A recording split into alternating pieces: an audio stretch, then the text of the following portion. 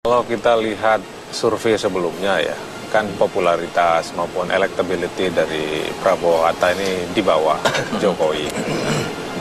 Oleh karena itu kita hampir bisa memastikan kalau tidak ada tsunami politik yang demikian gegap gempita, ya memang susah menggoyangkan ini. Tapi ternyata setelah deklarasi itu akselerasi atau percepatan elektability Pak Prabowo untuk mengejar itu luar biasa. Apa penyebabnya, Mas? Nah, mesin politik partai pendukung itu bekerja maksimal. Karena kita juga ingin membuktikan diri bahwa walaupun dianggap underdog gitu, tapi punya capacity juga untuk catching up gitu. Dan kita buktikan bahwa ya sampai sekarang teman-teman masih percaya gitu. Oke, tapi di akhir menjelang 22 Juli KPU mengumumkan yang menang untuk Prabowo dan Hatta. Oke, nah tapi menjelang tadi dikatakan Mbak Eva, menjelang detik-detik akhir pemilihan begitu justru diuntungkan dengan adanya blunder dari tim Anda. Seberapa besar apa yang dilakukan oleh Mas Fahri Hamzah ini mempengaruhi performa dari tim pemenangan Prabowo Hatta, Mas? Ya namanya politik, saya kira saudara Fahri ya, sahabat saya itu nggak begitu maksudnya. Cuma dalam politik bisa aja kan dipelintir gitu, sehingga apakah itu ada implikasinya atau tidak saya tidak tahu pasti. Tapi kan jelas di Twitternya itu mengatakan sinting begitu, Mas. Itu masih berkelit begitu. Mungkin ekspresinya gitu. Jadi bukan mengatakan Pak Jokowi sinting, bahwa idenya itu ya mungkin saya juga nggak baca full ya Twitternya itu, tapi yang saya tahu dari penjelasan dia kepada kami, dia tidak punya maksud begitu. Tidak punya maksud seperti itu. Kalau Mas Toto sendiri melihat perbedaan yang paling mendasar dari tim ses Jokowi JK dan Prabowo Hatta untuk meraih kemenangan apa, Mas? Ya, pertama personal branding. Kekuatan utama dari Pak Jokowi JK adalah sosok Jokowi sendiri. Kalau kita baca dari survei dari awal, ya ini kan bicara mengenai sosok baru, sosok yang mengejutkan dari Pilkada Gubernur DKI, dan sebetulnya sampai akhir itu tidak ada perubahan yang signifikan dalam konteks misalnya tingkat kesukaan terhadap Pak Jokowi. Pak Jokowi ini tingkat kesukaannya mencapai angka 84-86%. Ini dalam sejarah survei ini bisa dikatakan paling tinggi setelah zaman Pak SBY tahun 2004 itu mencapai sekitar 83% tingkat kesukaan. Pak Prabowo mencapai angka 78-80%. Dan tidak ada perubahan signifikan. Tapi yang menarik adalah ketika tingkat pengenalan sama-sama optimal dan tingkat kesukaan lebih dimiliki oleh sosok Jokowi, kenapa kemudian Pak Prabowo menanjak lebih cepat? Nah, itu yang memang sudah dijelaskan oleh Bang Zul tadi. Ini berkaitan dengan mobilisasi. Ketika kita berbicara mengenai elektabilitas, itu bukan hanya membaca isi hati dari pemilih, tingkat kesukaan pemilih, tetapi bagaimana ada akumulasi dari brand image dari kandidat, termasuk bagaimana kemudian mesin bekerja. Dan harus diakui strategi utama dari Pak Prabowo mungkin ketika menyadari posisinya tertinggal, dia akan berbicara mengenai mobilisasi yang terpusat. Terbukti dengan menganggap sangat pentingnya koalisi besar ini dibangun untuk pemenangan. Bahkan menurut saya terlalu berani menjanjikan beberapa hal-hal yang menurut saya akan berpengaruh 5 tahun ke depan seperti jabatan-jabatan menteri, tetapi dalam konteks secara taktis itu menurut saya memang harus diakui pilihan yang realistis untuk dan menggrab betul, dan kita bisa lihat kekuatannya sangat besar kalau kita bicara secara matematika politik, jumlah partai yang bergabung, dan memang itu bersifat top down. Dan kita bisa lihat dari marketing gimmick yang muncul dalam kampanye-kampanye yang ada, sifatnya memang terlihat sekali terpusat, seragam, sehingga lebih terpola dibandingkan dengan gaya dari pemenangan Jokowi JK yang memang berharap secara bottom up karena kekuatan personal branding dari Jokowi yang disukai oleh masyarakat. Kelemahannya adalah terlihat sporadis, sulit terkoordinasi, sehingga dalam konteks lari kencang itu personelnya memang biasanya agak terlihat lebih lambat begitu ya. Kalau Prabowo Hatta ini giginya otomatis tinggal pencet gas terus. Kalau ini harus ganti gigi terus begitu kan. Ini yang menurut saya menjadi perbedaan, walaupun di masa-masa terakhir kita lihat gerakan bottom up ini terjadi sangat masif dan agak mengagetkan kalau kita lihat bagaimana seniman membuat gerakan-gerakan yang sifatnya sukarela, lalu kemudian juga banyak kelas menengah yang kita lihat bersuara secara lagi-lagi sporadis ya, bukan dikoordinir. Itu yang menurut saya menjadi wow effect Dan wow efek itu menjadi momentum yang dalam ilmu marketing itu biasanya akan menciptakan turbulensi, dan itu didapatkan, harus diakui, baru seminggu terakhir. Kalau tidak terjadi hal seperti itu, bukan tidak mungkin, kita harus akui secara statistik Pak Prabowo menyalip. Oke. Itu yang kita lihat. Tapi yang menarik adalah proses rebound ini, Mas. Sebelum ada proses rebound, begitu banyak kampanye hitam, begitu banyak smear campaign yang menghantam kubu Jokowi JK. Kemudian yang bisa mengangkatnya kemudian adalah selain blunder dari tim Prabowo Hatta, adalah juga dari gerakan bawah tanah relawan ini. Seberapa besar Anda melihat blunder itu, gerakan relawan ini menciptakan rebound untuk Jokowi JK? Jadi ketika awal-awal kita melihat sepak terjang Pak Jokowi secara elektoral, Pak Jokowi itu mendapatkan bandwagon effect, glory effect. Dia jawara, orang mengatakan pasti menang.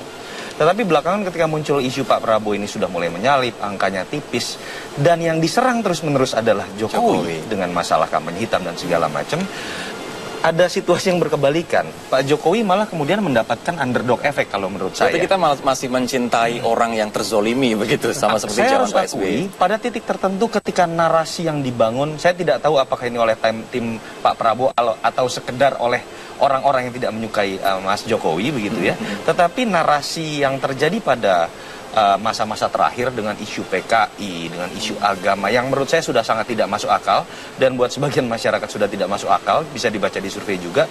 Ini akhirnya menciptakan underdog effect. Yang pertama itu akan menciptakan militansi yang lebih buat relawan-relawan dan koalisi partai Jokowi. Yang kedua, ini memenangkan sebagian dari undecided dan swing voters yang merasa bahwa narasi ini sudah terlalu berlebihan. Belum tentu mereka suka dengan Jokowi, tetapi jelas mereka tidak menyukai kubu yang dianggap terlalu menyerang. Itu yang menurut saya bisa terbaca dalam survei saya lakukan misalnya tanggal 3 sampai 6 Juli. Justru malah publik tidak terlalu suka pihak yang terlalu menyerang, begitu ya? Pada masa terakhir Jokowi mendapatkan underdog effect seperti itu. Kita akan membahas soal black campaign ini lebih spesifik di segmen terakhir, namun setelah ini kita akan membahas terkait dengan apa dampak dari debat yang dilakukan sampai dengan 5 kali untuk mengerek elektabilitas dari masing-masing pasangan. Kami akan segera kembali sesaat lagi.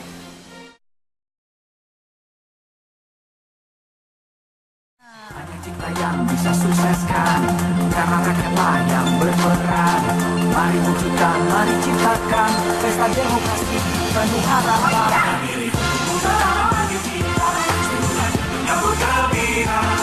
Demokrasi Pancasila, kita Indonesia merdeka. Merdeka. Yang dapat dipercaya, bendera yang setia, di bawah undang-undang dasar 45, kita terwujud kepemimpinan.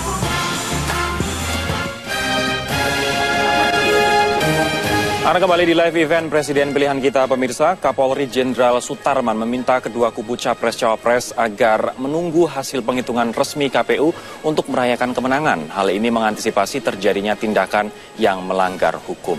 Menurut Sutarman, deklarasi kemenangan berdasarkan hasil hitung cepat masing-masing pasangan Capres-Cawapres dikhawatirkan mendorong euforia para pendukung yang berpotensi menyulut gangguan keamanan. Karena itu Sutarman meminta masing-masing pihak menahan diri hingga diumumkan hasil penghitungan resmi Komisi Pemilihan Umum.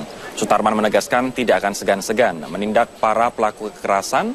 Sutarman juga mengatakan pihaknya masih memberlakukan status siaga 1 atau mengerahkan kekuatan penuh pengamanan hingga rangkaian Pilpres selesai. Bahwa saat ini sudah diumumkan quick count yang dilakukan oleh berbagai lembaga survei, dan hasilnya kita bisa menyaksikan bersama tadi, kedua-duanya menyatakan menang. Dengan kondisi yang seperti ini, tentu saya harus menghimbau kepada pertama masing-masing kubu tentunya untuk menunggu penghitungan real yang dari KPU untuk menyatakan kemenangannya. Walaupun di dalam quick count sudah mendeklarasikan kemenangannya, saya kira itu adalah sistem yang sedang berjalan, dan tentu kita harapkan dengan kemenangan tadi mungkin belum euforia dulu, tetapi kembali ke tempat masing-masing atau mungkin kembali ke tempat-tempat ibadah untuk berdoa kepada Allah Subhanahu wa taala, kepada Tuhan.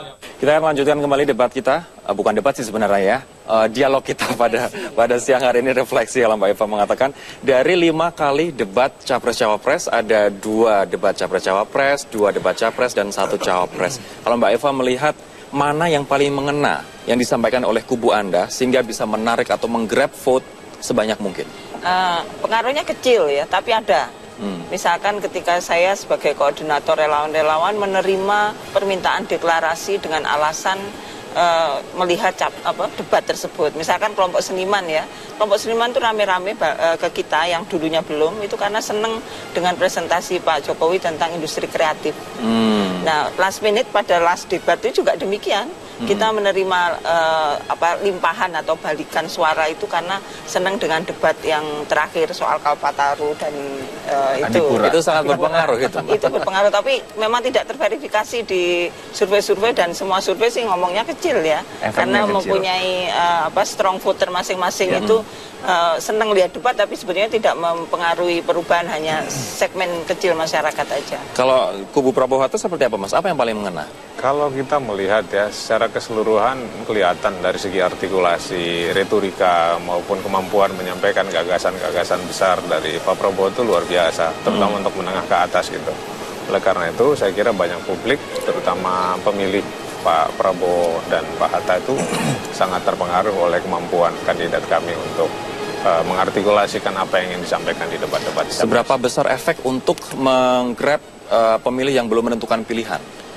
Saya kira cukup besar juga, terutama untuk menengah ke atas ya.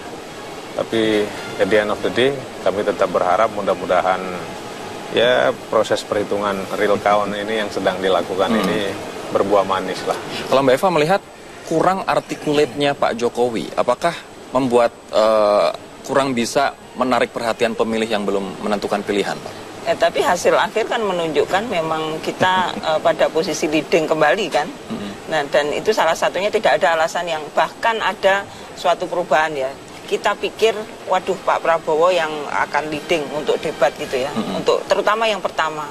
Tapi begitu Pak Jokowi menyampaikan presentasinya, nggak jelek-jelek amat begitu loh ya. Jadi kita kembali pede dan kita senang sekali dan banyak relawan yang langsung alhamdulillah, ada yang sujud syukur juga. Ada sujud syukur. Mas Zul, setuju?